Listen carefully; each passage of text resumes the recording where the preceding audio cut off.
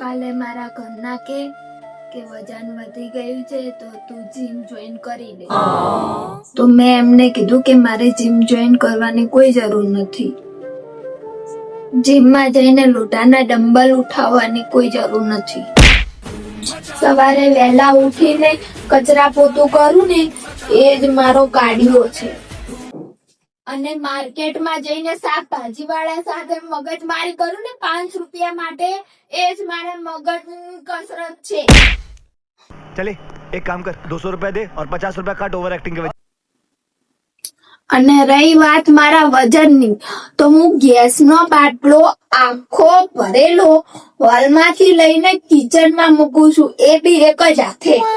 તેમ છતાંય તમને જો મારા વજનમાં પ્રોબ્લેમ લાગતી હોય ને તો પ્રોબ્લેમ મારા વજનમાં નથી, તમારે આંખોમાં નંબરના ચશ્મા આવે છે તો ચશ્મા કઢાવો.